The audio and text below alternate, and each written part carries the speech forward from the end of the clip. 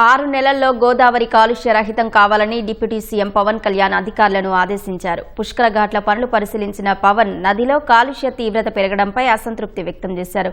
మురుగునీటిలో పుణ్యస్నానాలు చేశామనే భావన ప్రజలకు రావడానికి వీల్లేదన్నారు. పారిశ్రామిక వ్యర్థాలను శుద్ధి చేయాల్సిందేనని తేల్చి చెప్పారు. గోదావరి, కృష్ణా నదులను కాపాడుకునేందుకు తక్షణమే యాక్షన్ ప్లాన్ అమలు చేయాలని నిర్దేశించారు. ప్రభుత్వం ఆశించిన రీతిలో గోదావరి పుష్కరాలు పనులు జరగడం లేదని డిప్యూటీ సీఎం పవన్ కళ్యాణ్ అసంతృప్తి వెలిబుచ్చారు. రాజమహేంద్రవరంలో గోదావరి పుష్కర ఘాట్ల పనులను పంటులో ప్రయాణించి పరిశీలించారు. కోటిలింగాల ఘాట్ వద్ద పంటు దిగి నల్లకాలువ ఛానల్ వద్ద మురుగునీటి శుద్ధి ప్రక్రియను చూశారు.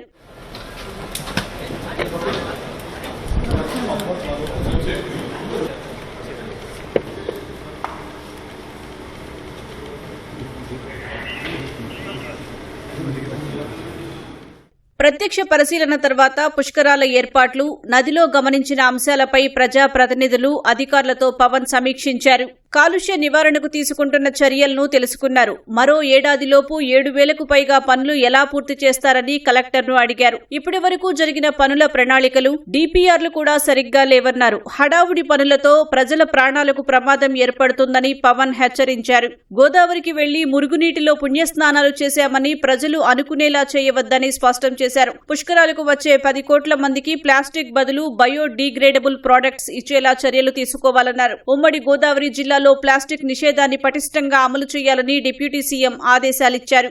గోదావరి, కృష్ణా నదులు కలుషితమవుతున్నాయనే నివేదికలను పవన్ కళ్యాణ్ ప్రస్తావించారు. నదులను రక్షించుకోవాల్సిన బాధ్యత మనపై ఉందన్నారు. జీవ నదులను కాపాడుకోవడానికి టాస్క్ ఫోర్స్ ఏర్పాటు చేయాలని ఆదేశించారు. మనకు జీవితాన్నిచ్చే నదులను చంపవద్దని, సమస్యలు గుర్తించి నివారణ చర్యలు చేపట్టాలన్నారు. వచ్చే 6 నెలల్లో నదుల్లో స్పష్టమైన మార్పు కనిపించాలని పవన్ దిశానిర్దేశం చేశారు. నదుల రక్షణకు ఇప్పటికిప్పుడు యాక్షన్ ప్లాన్ అమలు చేయాలని విస్పష్ట ఆదేశాలు జారీ చేశారు.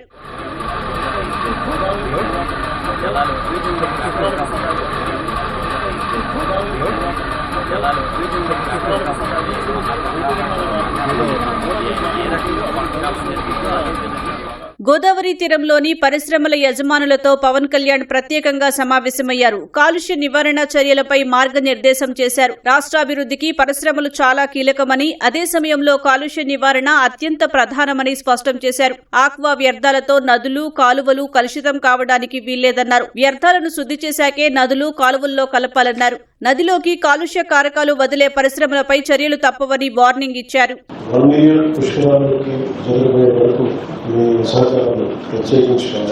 ఎందుకంటే రాష్ట్రం, దేశం మొత్తం మాట్లాడుకునేలాగా పుష్కరాలు కార్యక్రమం జరగాలని కోరుకుంటాము. ప్రత్యేకించి ఉభయ గోదావరి జిల్లాలో సంబంధించి ఎంత తక్కువ కాలుష్యంలో కానీ మీరు శుద్ధి చేయగలిగి మీరు తిరిగి గోదావరి జిల్లాలకు వదిలేరు. పరిశ్రమల తాలూకు కష్టనష్టాలు తెలిసిన మిమ్మల్ని ఇబ్బంది పెట్టే పనులు కానీ మీకు తోడ్పాటు అందించే చేస్తాను. కొన్నిసార్లు కొన్ని మీకు స్థాయి నాటి కలిగి పొల్యూషన్ ఉన్నప్పుడు అది మీకు తెలియజేస్తాం. అది నిజంగా స్నానం చేయాలి, ప్యూర్ పట్టుంటే కనీసం 7 వ్యాలీలు ఉండాలి. కానీ 15 రోజులు ఫ్యాక్టరీ మూసేసిన తర్వాత కూడా సో దాన్ని దృష్టిలో పెట్టుకుని చెప్తాము.